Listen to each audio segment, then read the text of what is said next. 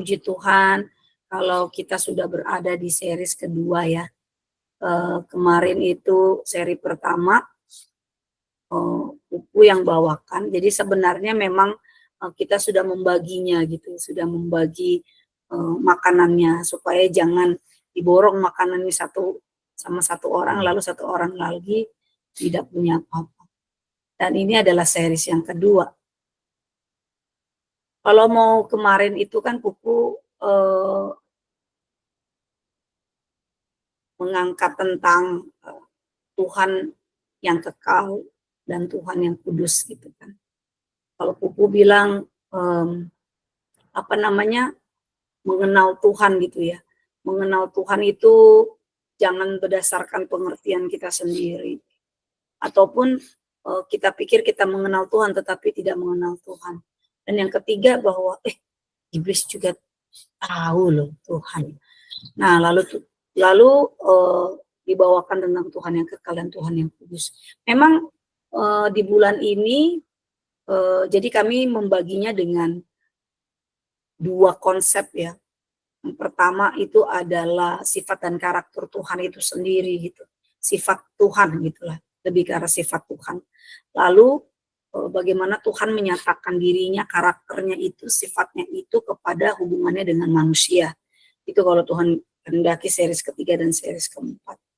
Nah, sekarang ini aku akan sharing tentang Allah yang benar, Tuhan yang benar, dan Tuhan adalah kebenaran dan Tuhan adalah kasih.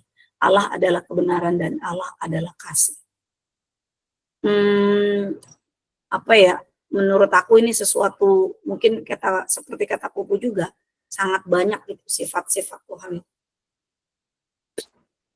Sangat banyak gitu. Cuma kita mengambil 4 ini aja. Apakah dengan 4 ini kita diperbaharui lagi gitu pemikiran kita, pengenalan kita akan Tuhan. Aku waktu kemarin itu aku baca, jadi ada sebuah kafe gitu ya, ada pelanggannya ini setiap hari dia pesen kopi. Setiap hari dia pesen kopi, terus dia duduk di situ sebentar, setengah jam gitu, dia duduk gitu. Setiap hari, dan yang melayaninya ini, apa kalau kita bilang yang melayaninya ini, karyawan kafe ini yang melayani, pasti tahu kopi apa yang diinginkan gitu oleh pelanggannya ini. Sebut saja namanya Mawar. Jadi dia pesen seperti biasa, hot americano. Seperti biasa tuh, nanti setiap jam-jam tertentu setiap pagi pelanggan ini nih dia akan pesan, nanti dibuatkan. Jadi kalau dia udah masuk kafe nanti dibuatkan gitu. Ya dibawa lah ya sama pelanggannya ini taruh. Setelah setengah jam lah, nanti selesai, yang pemilik pelanggan ini akan keluar. Nah, yang karyawan ini kan akan membersihkan tempatnya itu ya, membersihkan cupnya dia, cangkirnya dia. Lalu dia selalu melihat bahwa kopinya itu selalu full, loh, tidak pernah diminum gitu. Akhirnya dia penasaran, setiap kali begitu kok selalu full gitu, dalam kondisinya dingin. Akhirnya suatu waktu dia perhatikan gitu, dia perhatikan seperti biasa datang, lalu dia berikan hot americano, lalu duduklah pelanggan itu, dia perhatikan karyawan itu, sedikit-sedikit curi pandang, ternyata memang tidak diminum. Jadi dia hanya mengangkat lalu mencium, seperti orang mau minum tapi nggak minum gitu, dipegang aja. Kayak beginilah, bagaimana sih posisinya orang mau minum. Lalu dikembalikan lagi, nanti berapa detik kemudian diangkat lagi, ditaruh lagi, begitu. Terus akhirnya karena penasaran kan, jadi si karyawannya ini, karyawan kafe ini yang biasa melayaninya ini, dia tanya dong, oh iya hot americano, siap. Saya buatkan, cuma saya mau tanya, kok kenapa nggak diminum ya? Gitu.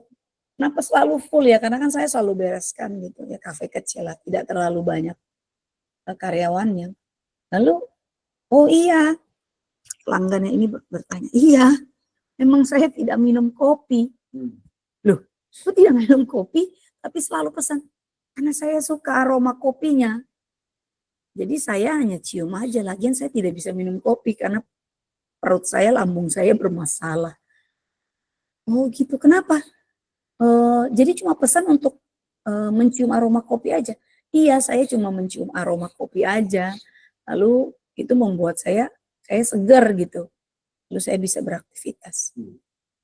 Nah, di sini sih aku berpikir ya seperti sayang sekali gitu ya kalau orang hanya mencium aroma kopi saja tapi tidak bisa menikmati seperti itu. Jadi dia setiap hari pesan mungkin 30.000, 25.000 atau 50.000 lah kopi sekarang. 25.000 zaman apa itu? Istilahnya jadi tidak menikmati kopinya, hanya mencium saja, aromanya itu membuat dia semangat. Aku merelasikan cerita ini dengan pengenalan kita akan Tuhan.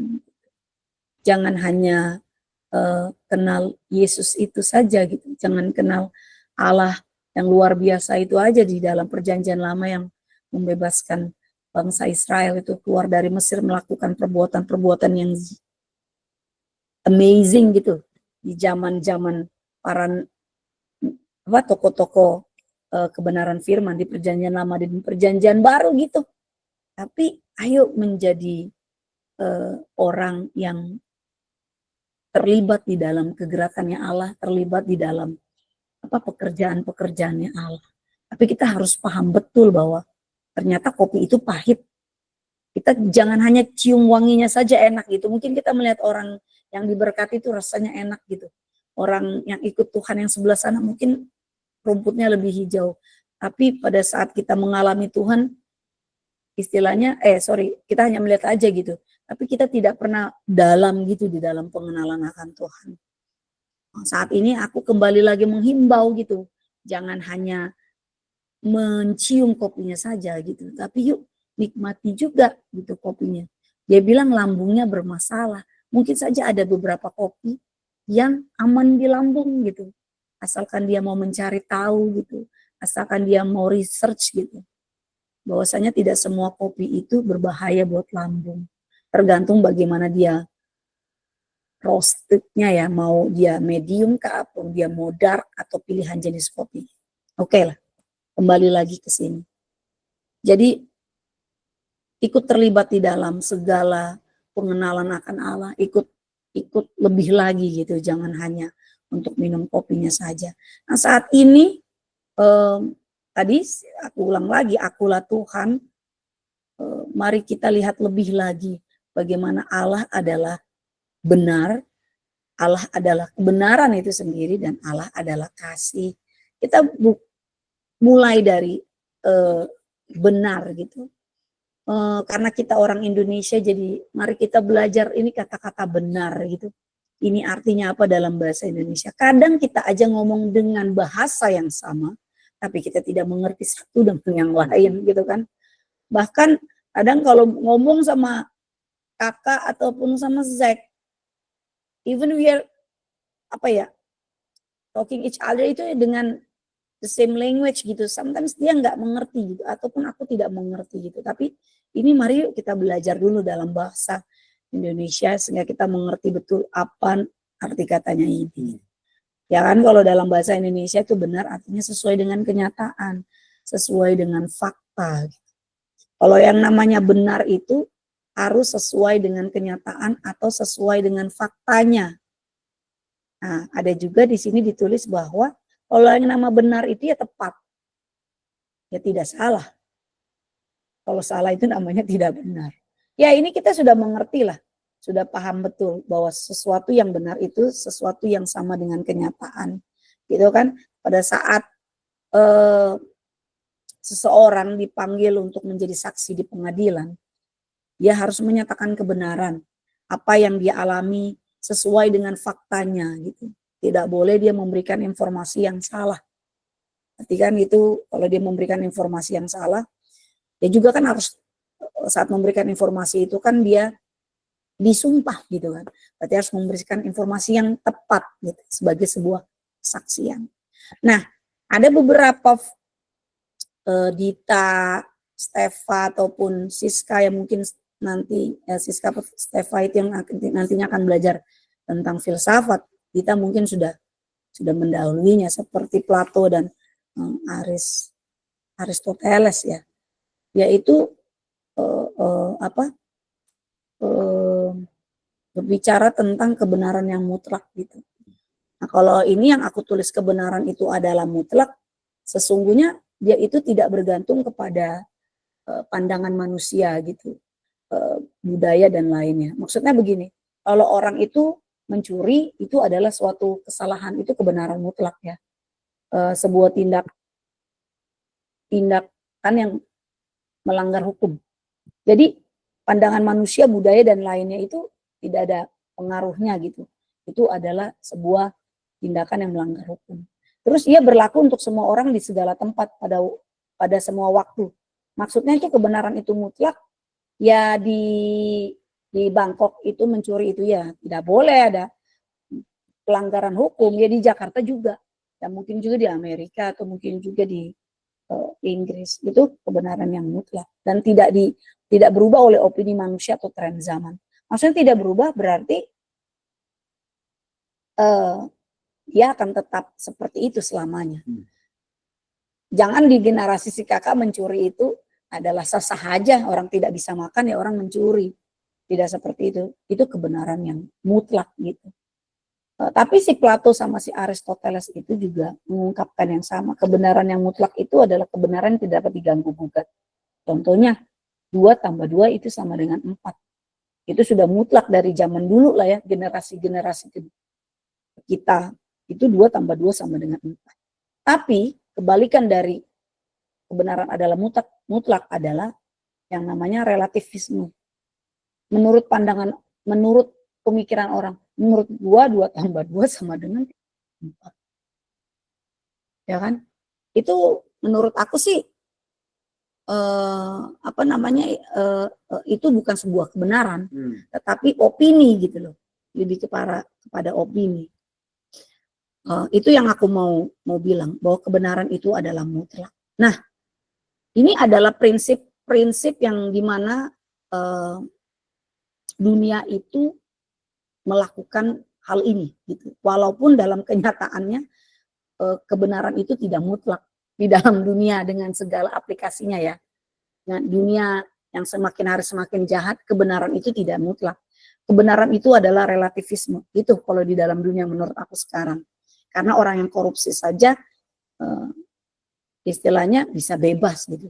Orang yang bersalah saja bisa bebas gitu. Istilahnya di dalam dunia ini apapun bisa dibuat lah.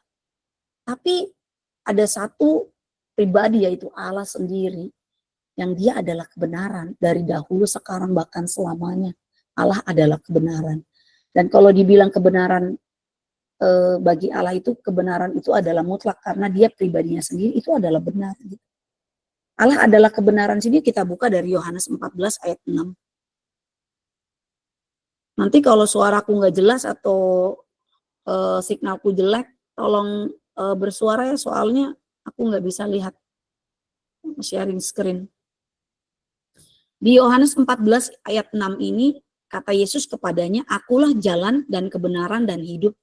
Tidak ada seorang pun yang datang kepada Bapa kalau tidak melalui aku.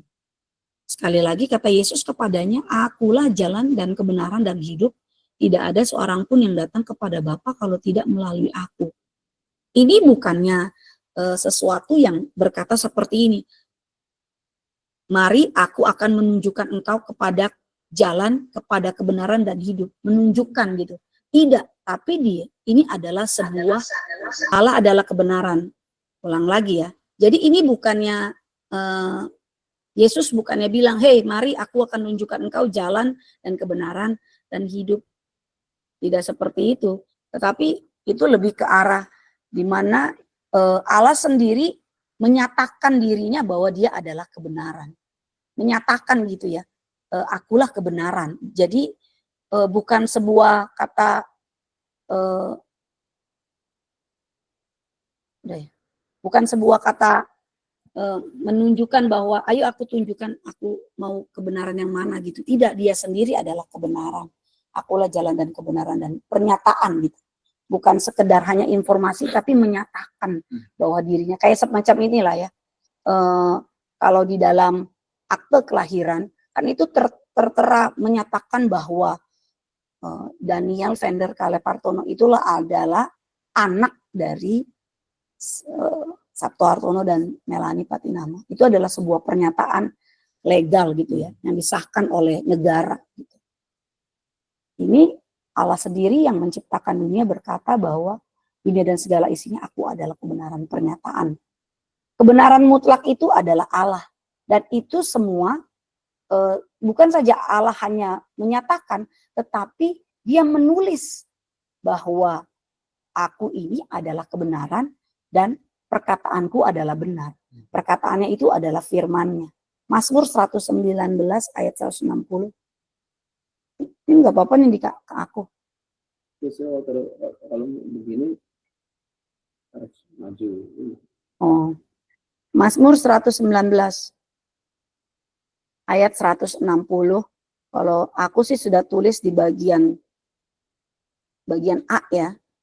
Dasar firman-Mu adalah kebenaran. Dasar firman-Mu adalah kebenaran. Jadi saat dia bilang dia kebenaran, perkataannya juga adalah benar gitu. Dan tertulis gitu. Tertulis dan kita tahu bahwa firman-Nya itu benar. Firman-Nya itu benar karena itu berasal dari mulutnya gitu. Itu berasal dari hikmatnya, berasal dari pikirannya Allah, berasal dari perasaannya Allah. Jadi segala sesuatu yang keluar dari Allah itu adalah sumber kebenaran. Karena sesuai perkataannya aku adalah kebenaran. Kan seperti kayak PAM ya. PAM itu sumber air kan. Istilahnya yang keluar adalah air. Yang keluar adalah bukan apa sih namanya? Minyak ya, tapi air gitu. Jadi saat pribadi Allah menyatakan sekali lagi bahwa dia adalah kebenaran dan perkataannya pun adalah benar, itu tertulis di dalam firman Tuhan, dia juga melakukan tindakan yang benar gitu. Jadi semuanya tuh lain gitu, semuanya itu satu gitu. Ya sumber kebenaran, perkataan benar, perbuatan juga benar. Mazmur 33 ayat 4 ini, firman Tuhan bilang, firman Tuhan itu benar, perkataan dong. Terus segala sesuatu yang dikerjakan Allah dengan kesetiaan. Kesetiaan di sini kalau nanti teman-teman buka ini menuju kepada bahasa Ibrani arti emunah kalau nggak salah. Jadi sesuatu yang konsisten, sesuatu yang benar tidak berubah gitu. Seseorang yang dapat dipercaya perbuatannya. Jadi kalau kemarin itu Pupu bilang orang pribadi yang menjanjikan hidup yang kekal, pastinya dia harus kekal dulu. Nah, kalau kita mau percaya kepada pribadi yang benar, pribadi itu harus benar dulu gitu kan istilahnya. Berarti Allah berkata Allah berkata, aku adalah kebenaran. Segala sesuatu yang keluar dari Allah itu adalah benar. Jadi bagaimana kita bisa percaya kepada pribadi yang tidak benar? Pribadi yang ngomongnya mencele-mencele. Ya kan, istilahnya seseorang itu kalau kita mau bilang, aku selalu bilang kepada Daniel, manusia itu dipegang adalah perkataannya gitu. Terutama laki-laki gitu. Laki-laki itu kalau berjanji perkataannya itu dipegang. Itu yang membuat dia orang perempuan itu merasakan, punya integritas gitu. Bertanggung jawab seperti itu. Nah, aku melihatnya seperti ini bahwa kalau kita mau percaya kepada Allah yang benar, yaitu Allah sendiri. Jadi sudah jangan khawatir apa yang keluar dari Allah itu adalah benar.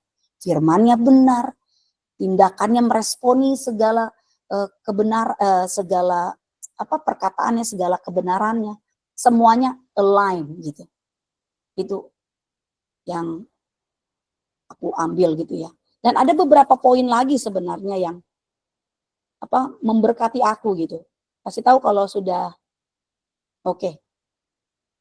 Ada beberapa poin di sini di mana Allah adalah kebenaran. Gitu. Ada beberapa ayat yang bisa kita lihat bahwa iya benar ya, pribadi yang gue percaya itu benar-benar memang pribadi yang benar gitu. Yang pertama adalah Allah itu tidak berdusta. Gitu.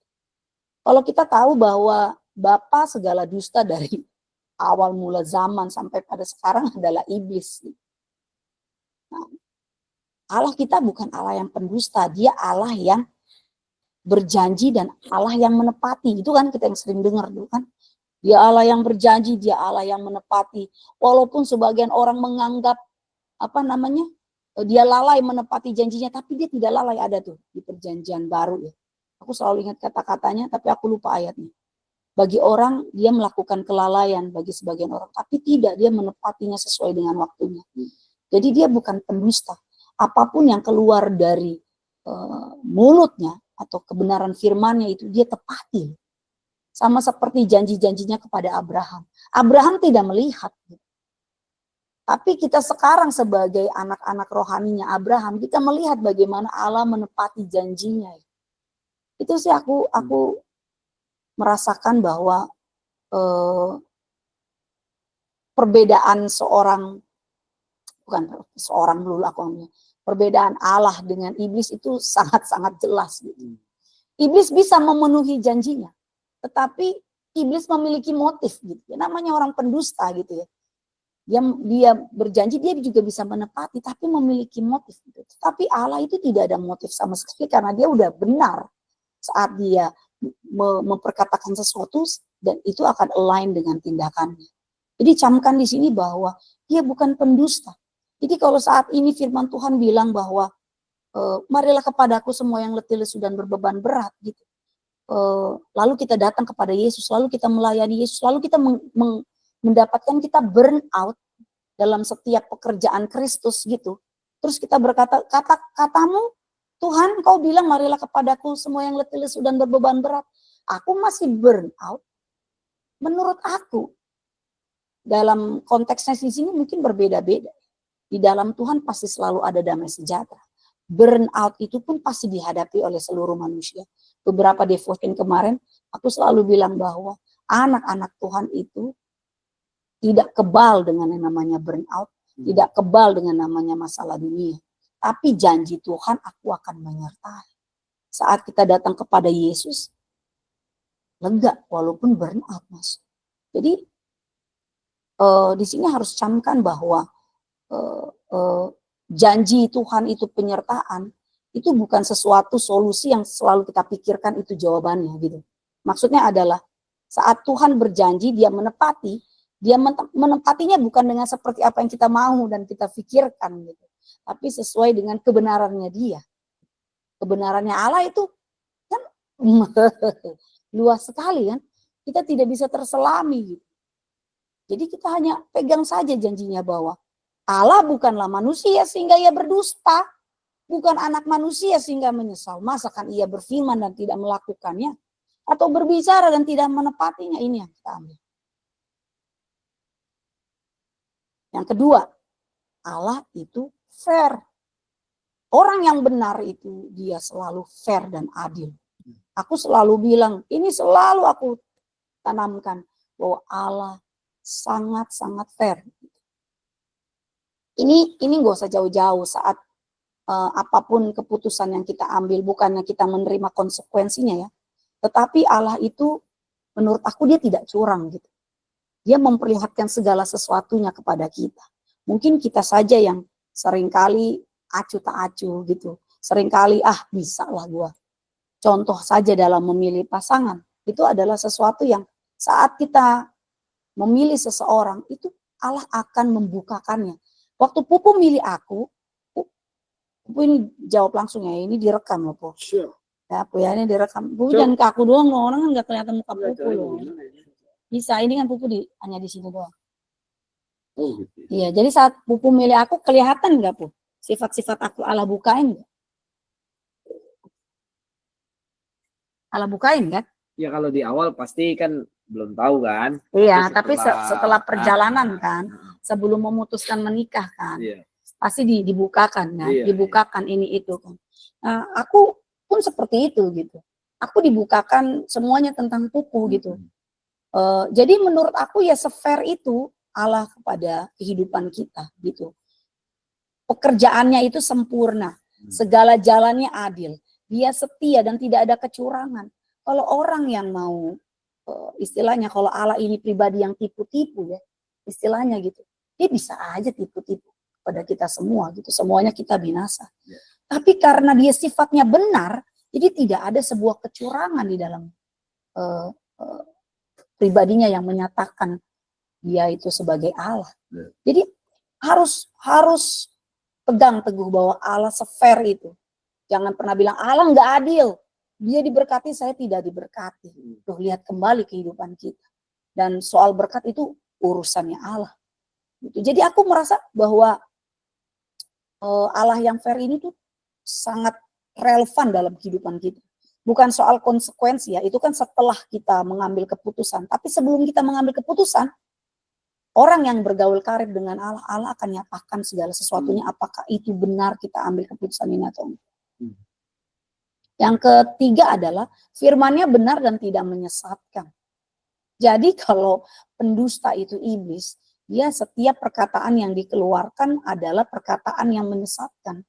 Jadi kalau firman-Nya benar dan tidak menyesatkan, bukankah kita harus ikut pribadi yang benar gitu? Aku tidak berkata dengan sembunyi di tempat yang gelap di bumi. Aku tidak menyuruh keturunan Yakub mencari aku dengan sia-sia. Tuhan berfirman dengan benar, aku memberitakan apa yang lurus. Jadi ada jaminan apa ya? Kemarin sepupu bilang kan kekekalan di sana ya. Tuhan yang punya hidup yang kekal. Tuhan sendiri yang sudah ada di sana dan berjanji. Dan dia tidak menyesatkan. Jadi jangan kita juga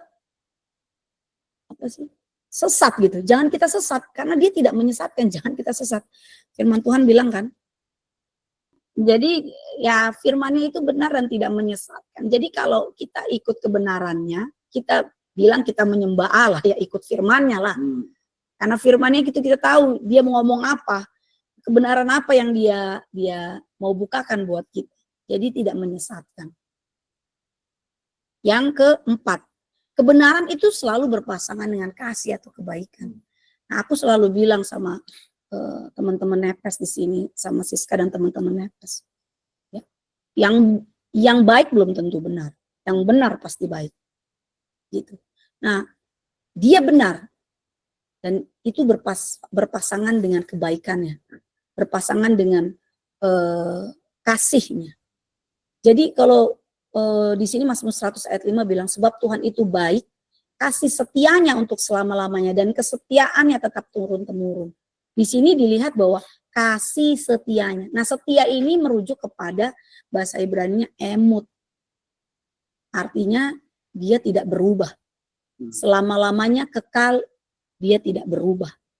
Jadi saat dia berkata akulah kebenaran itu, dia melakukannya juga dengan tindakannya apa? Kebaikannya. Itu berpasangan. Jadi pribadinya benar dan apapun yang dikeluarkan selalu adalah kebaikan. Itu tidak berubah. Itu suatu apa ya kalau aku bilang adalah apa kalau mau aku bilang? Kebenaran, Allah adalah kebenaran, Allah adalah kasih. Itu menurut aku tuh adalah mutlak gitu. Kalau Allah yang benar, dia juga Allah yang baik. Allah yang benar, dia juga Allah yang penuh kasih. Karena itu berpasangan gitu. Tetapi pribadi yang baik belum tentu benar. Banyak di dunia ini orang tidak mengenal Tuhan baik. Baik banget. Bahkan mohon maaf lebih baik daripada orang percaya. Ironis ya. Tapi itu yang terjadi di dunia ini saat ini. Tapi Allah menyatakan bahwa akulah kebenaran. Jadi aku adalah kasih juga. Karena pribadi yang benar. Itu pasti outputnya selalu ada kebaikan. Itu selalu berpasangan. Dia benar pasti baik. Orang juga gitu. Orang yang benar dan takut Tuhan. Outputnya pasti ada kebaikan Allah. Pasti ada kasih Allah. Orang hidup dalam kebenaran Allah, pasti buah-buahnya, kebaikannya itu terasa. Udah pasti. Kebaikan yang sesuai dengan kebenaran firman ya. Ada orang baik di dunia ini banyak. Tapi belum tentu sesuai dengan kebenaran firman. Karena orang di luar Tuhan juga diajarkan mengenai kebaikan kan. Berbeda kan. Bahwa Allah yang kita sembah itu bukan Allah yang sekejap saja mati gitu kan. Yang istilahnya orang yang mengajarkan kebaikan, orang itu juga istilahnya belum tentu juga istilahnya benar gitu. Tapi saat Allah mengajarkan kebenaran, pasti dia baik. Jadi kita harus tahu dulu, benar pasti berpasangan dengan baik. Nah, kasih. Yang kedua kasih, sebelum kita menuju kepada Allah adalah kasih. Lagi-lagi aku selalu ngambil dari bahasa Indonesia. Kasih ini kalau di dalam aku cari ya, dia merupakan kata benda. Kata benda ini kata yang menunjukkan orang, tempat, terus apa sih? Ya nama orang, nama tempat, sesuatu lah yang istilahnya kayak alat transportasi atau sebagai macamnya, penggunaannya itu kita menyebutkannya itu namanya kata benda. Bahkan sebuah konsep pun itu termasuk di dalam kata benda. Menyebutkan sebuah konsep, oh itu kata benda. Gitu. Nah, kasih sendiri ini artinya perasaan sayang, cinta, tahulah kita kepedulian, tulus, berasal dari bahasa Melayu. Aku tuh penasaran ini kasih itu dalam bahasa apa sih? Kasih gitu. Oh ternyata dari bahasa Melayu. Nah, terus ada kata keturunannya seperti kayak mengasihi, kasihan, atau pengasihan, itu ada kata-kata turunannya lah. Nah, tadi yang seperti aku bilang bahwa kasih ini adalah kata benda. Nah, kata benda ini salah satunya saat kita menyebutkan sebuah konsep gitu. Nah, kalau mau dibilang ini kasih adalah sebuah konsep, tapi sesuatu yang tidak berwujud gitu. Yang bisa dirasakan aja, yang nggak bisa, istilahnya manusia tuh memahami konsep ini, tapi dia tidak berwujud gitu, karena perasaan kasih itu kan tidak kelihatan seperti pegang mouse gitu ya. Terus terlihat jika dilakukan gitu. Lihat jika lakukan. Nah, di sini juga aku mengambil sifat Allah yang ini, kasih Allah adalah kasih, di 1 Yohanes 4 ayat 8. Yuk kita buka, aku nggak tulis di situ ya, jadi 1 Yohanes 4 ayat 8. Di sini dibilang bahwa barang siapa tidak mengasihi, ia tidak mengenal Allah, sebab Allah adalah kasih. Jelas banget bahwa Allah adalah kasih. Allah sama dengan kasih, gitu ya. Nah kalau digali lagi kasih itu di dalam bahasa Yunani kan ada 4 ini, tergantung kasihnya ini kasihmu seperti hubungannya seperti apa gitu. Ada agape kan, ada philia, ada eros, ada apa lagi lah, itu ada 4. Nah kasih yang tertinggi ini kalau dalam bahasa Yunaninya itu adalah agape, kasih yang paling tertinggi dan begitu murni. Ini hanya dimiliki oleh Allah. Ini pelajaran dasar dari kekristenan lah. Kalau dulu agama Kristen itu dulu aku SD-nya aku harus hafalin ini, agape, philia, eros. Eros itu kasih yang nafsu, philia terhadap sesama, satu lagi apa tuh? Nanti cari deh.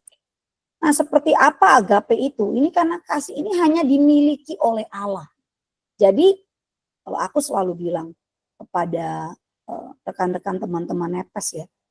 Jadi kalau mau mengasihi sesama manusia itu, kita harus punya kasih agape dulu. Maksudnya walaupun ini hanya dimiliki oleh Allah ya, tapi yang dimiliki oleh Allah itu kan bisa kita miliki.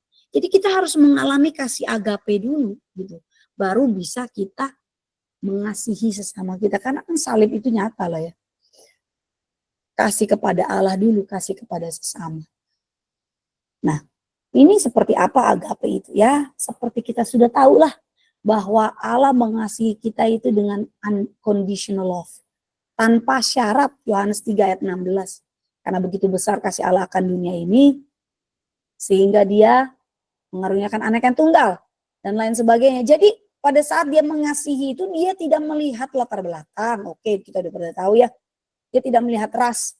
Dia tidak melihat suku mana, dia tidak melihat apapun background kita. Jadi pada saat dia menyelamatkan dunia, itu dia menyelamatkan, kasihnya benar-benar kayak apply for all gitu. Semuanya boleh terima kasih ini tanpa syarat. Kan biasanya kalau orang di formulir-formulir, mengisi formulir-formulir seperti segala sesuatunya, terus di bawahnya terus ada kecil banget gitu, TNC applied gitu ya. Kita udah seneng banget misalnya, dapat ini, itu. Terus di bawahnya TNC applied, term and condition applied. Itu pakai syarat, ya kan istilahnya. Cuma dia mau tipu-tipu kita gitu. Tapi tulisannya kecil supaya kita kayak ignore gitu, nggak ngelihat. Gitu. Ada pakai star gitu. Nah, nggak begitu Allah. Dalam 1 Yohanes 4 ayat 10. Bawahnya lagi tuh. Ini yang tanpa syarat itu, bukan kita yang mengasihi Allah, Allah yang telah mengasihi kita dan telah mengutus anaknya sebagai pendamaian bagi dosa-dosa kita. Ya kan saat dia mati pun dia kan nggak ngelis. Matinya buat siapa? Buat Dita. Orang mana? Rembang. Anak berapa? Enggak gitu kan. Istilahnya memang dia mati untuk dunia. Mau menerima keselamatan itu ya monggo. Mazmur, buka lagi Mazmur 103 ayat 103 ayat 10 dan 11. Tidak dilakukannya kepada kita setimpal dengan dosa kita dan tidak dibalasnya kepada kita setimpal dengan kesalahan kita. Jadi kesalahan kita apapun, dia tetap Allah yang penuh kasih tanpa syarat. Ya elah kalau mau dihitung-hitung dosa kita istilahnya, buku tebel yang biasa, buku catatan hutang mungkin juga tidak bisa mengcover dosa kita gitu. Tapi Allah yang tanpa syarat. Pengorbanan, Roma 5. Jadi yang namanya kasih agape itu dia sacrifice, dia berkorban gitu. Ini yang Allah lakukan kan, Roma 5 ayat 8. Aku baca aja cepet-cepet ya. Akan tetapi Allah menunjukkan kasihnya kepada kita oleh karena Kristus telah mati untuk kita ketika kita masih berdosa. Hanya Allah yang bisa melakukan ini. Pengorbanan yang tulus, tidak punya motif, istilahnya benar-benar kasih. Orang berkorban untuk sesuatu, mungkin karena dia punya hubungan yang erat. Gitu. Istilahnya mungkin kita bisa sebagai orang tua kita bisa berkorban untuk anak, sahabat kita bisa berkorban untuk sahabat, kita bisa berkorban untuk orang tua. Itu karena ada reasonnya kan, reasonnya apa hubungan gitu. Tapi Allah memang benar-benar berkorban gitu, tanpa melihat bahwa ya memang kita adalah ciptaannya gitu. Tapi berkorban bukan karena dia punya apa sih namanya excuse atau punya alasan untuk melakukan itu, karena memang dia mengasihi, karena dia sendiri adalah kasih. Jadi yang dia lakukan tadi yang aku benar ya, Allah sumber kebenaran itu. Tidak hanya menuliskan perkataannya, tapi melakukannya. Saat aku mengasihimu, aku berkorban. Bahkan manusia aja yang sedekat pun tidak mau berkorban loh. Bisa aja tidak mau berkorban. Suami istri aja punya tahap di mana tidak bisa berkorban. Pastilah ya, itu ada. Tapi tidak dengan Allah. Yang terakhir itu tidak berubah dan kekal. Kasih Allah karena dia Allah adalah yang kekal. Dan tentunya kasihnya, sifatnya yang kasih itu tidak akan berubah. Ini Ratapan 3 ayat 22. Ratapan 3. Di sini dikatakan bahwa tak berkesudahan kasih setia Tuhan, tak habis-habisnya rahmatnya. Jadi kasihnya itu long lasting, sepanjang masa, tidak berkesudahan, karena ini merunut lagi kepada dia Allah yang kekal. Jadi apapun segala janjinya kekal, kasihnya kekal, kebenarannya kekal, dia tidak berubah. Ini agape itu. Lanjut lagi kita ke beberapa poin gitu, yang aku ambil lagi bahwa Allah adalah kasih. Nah, di 1 Korintus 13 ayat 4 sampai 7, nah ini di sini baru aku buka ya. Ini terlihat bahwa sangat dijabarkan oleh Paulus untuk jemaat Korintus bahwa kasih itu sabar loh, Kasih itu murah hati loh, ya tidak cemburu, tidak memegahkan diri, tidak sombong, tidak melakukan yang tidak sopan, bla bla bla bla, panjang ini loh. Wah, ini memang kasih yang sempurna dan ideal. Dan menurut aku tidak ada di dalam dunia ini yang punya paket lengkap ini. Jadi kalau aku bilang bahwa Allah memiliki segala sesuatu yang dijabarkan oleh Paulus di sini, bagaimana luar biasanya kita yang mengikuti Allah yang seperti ini. Yang pertamanya disabar loh ya, tentu ya. Kalau nggak sabar habis kali kita. Murah hati gitu. Apa yang kita doakan, kita inginkan. Dia nggak cemburu walaupun kita spend a lot of time gitu loh untuk sesuatu hal yang istilahnya mungkin menomorduakan dia. Walaupun di dalam perjanjian lama dia tulis aku adalah Allah yang cemburu. Tapi saat Yesus datang menggenapi semua, hadirlah deskripsi ini gitu. Aku merasa kayak, iya ya, luar biasa ya. Ini benar-benar kasih yang sempurna. Aku mungkin berapa ya? Ya, dia tidak bersuka cita karena ketidakadilan, tetapi karena kebenaran. Kadang-kadang juga cari aman kita. Ya kan, hidupnya. Terus ia sabar, ia mengharapkan sabar menanggung segala sesuatu. Oh, haleluya. Kalau di part itu. Jadi satu aja kita punya ini, kita juga merasa kayak, wah, puji Tuhan yang kita punya. Tapi ini adalah kasih yang sempurna dan ide. Yang kedua adalah sumber kasih. Nah, 1 Yohanes 4 ayat 7 kan. Kasih berasal dari Allah. Setiap orang yang mengasihi lahir dari Allah dan mengenal Allah. Tadi aku udah bilang bahwa sumber kebenaran yang dikeluarkan hanya kebenaran. Tidak ada dusta. Nah, saat Allah berkata bahwa aku adalah kasih itu. Berarti dia sumbernya dong. Sumber kasihnya. Jadi kalau kita tidak bisa mengasihi seseorang, mungkin kalau aku relevansinya kepada sumber kasih, mungkin di dalam hidup kita tidak bergaul karib dengan Allah. Karena kalau orang yang bergaul karib dengan Allah, dia tahu Allah itu sumber dari segala sesuatu. Jadi output yang dikeluarkan adalah kasih juga. Even orang itu nyakitin kita. Even orang itu mengkhianati kita. Even orang itu menomorduakan kita. Tapi yang kita keluarkan adalah kasih. Karena kita tahu Allah ada dalam hidup kita. Yang ketiga, Allah mencontohkannya. Nah, Kristus ini sebagai role model ya kan. Jadilah penurut Allah sebagai anak-anak yang kekasih dan hiduplah dalam kasih sebagaimana Kristus telah mengasihi kita. Jadi sudah ada role modelnya. Di dalam perjanjian lama itu hanya terdengar perkataan. Lalu Musa mendengarkan firman Tuhan. Lalu Allah melewati Musa. Jadi apa? Audible ya kan? Dia tidak turun sebagai manusia gitu. Istilahnya kalau di dalam zaman Yesus aku tuh melihat itu Kristus itu benar-benar adalah Allah yang turun karena dia merasakan sebagai manusia tapi dia 100% Allah. Terus apa yang dia lakukan itu memang Allah sendiri. Jadi aku lihat, oh iya Kristus itu adalah sebagai role model gitu. Allah mencontohkannya. Kristus bilang ampuni 70 kali 7 kali. Itu kan bukti dari tindakan kasih gitu. Mengampuni, jangan kamu marah. Itu harus ingat sampai matahari terbenam. Kristus sudah melakukannya, Kristus sudah kasih contoh. Ini sebagai role model.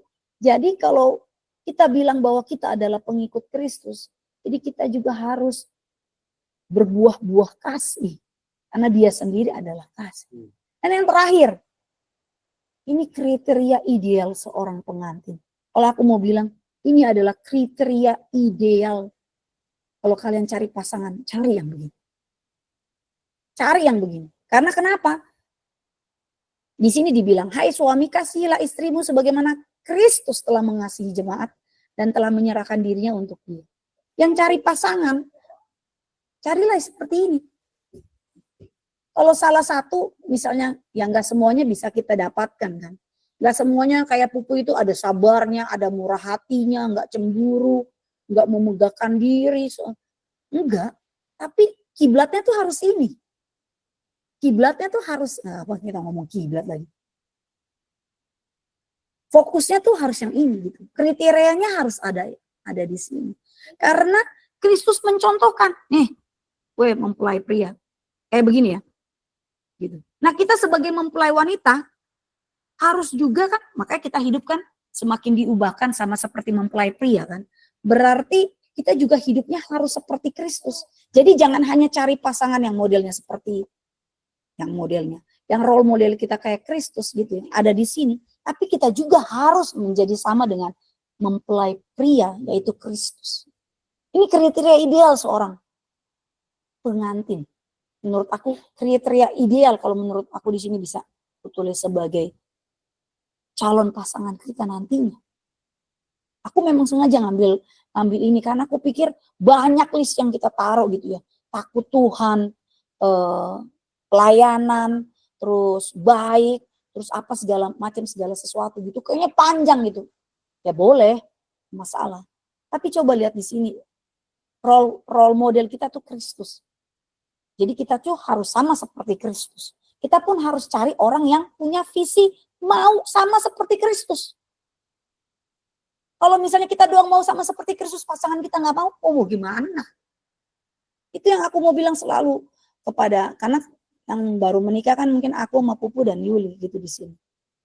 Jadi cari yang sevisi. Kalau kita pengen jadi sama Kristus, cari pasangan yang mau juga pengen jadi sama Kristus. Tapi kita juga berubah untuk juga pengen sama-sama seperti Kristus. Jadi sepadan itu namanya.